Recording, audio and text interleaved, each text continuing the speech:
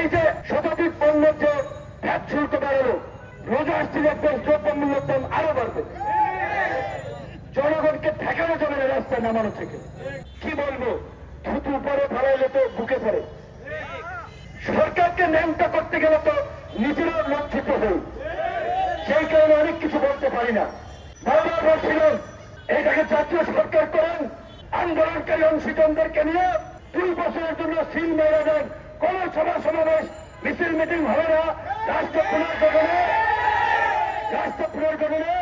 জাতীয় সরকার হবে। আপনারা করলেন না। এখন ওই শেখ সাহেবের মতো আফসুস করে বলতে হয় ভুট্টু সাহেব আমার কথা রাখলেন না, তো ইউনূস সাহেবের কানে আমাদের কথা পৌঁছলো না, এই সরকার উপদেষ্টাদের কাছে আমাদের কথা পৌঁছলো না।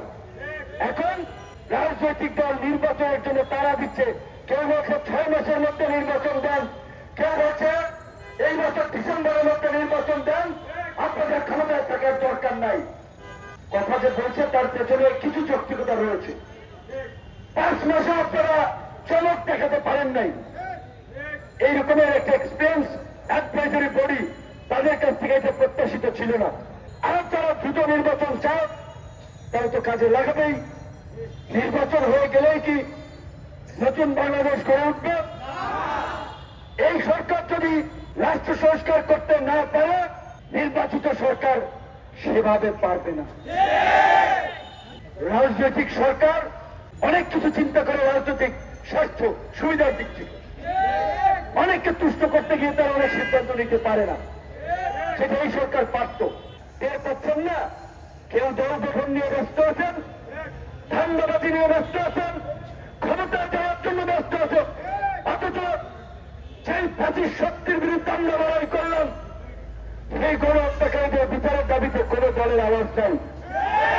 বরঞ্চ সবাই তাদেরকে রাজনৈতিক স্পেস দিতে চায়, আগামী নির্বাচনে সুযোগ দিতে চায়, আন্দোলনকারীদের চিকিৎসা সহায়তা নিশ্চিত করার পাশাপাশি এই গণ অভ্যুত্থানে যারা গণহত্যা চালিয়েছিল বিচারের মাধ্যমে তাদের ফাঁসি নিশ্চিত করতে হবে।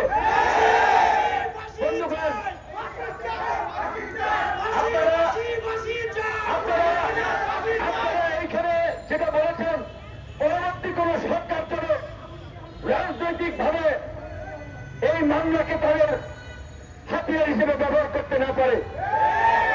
সরকার প্রতি আমাদের অনুরোধ থাকবে, রাজনৈতিক দলগুলোর সাথে আলাপ আলোচনা করেন, দূরত্ব কমিয়ে আনুন, রাষ্ট্র সংস্কার ঐক্যমত করেন। প্রয়োজনে এখনো সময় আছে, জাতীয় সরকার করে রাষ্ট্র সংস্কার করে জন আকাঙ্ক্ষার বাংলাদেশ বিনির্মাণে এগিয়ে চলুন। আমরা সহযোগিতা করব।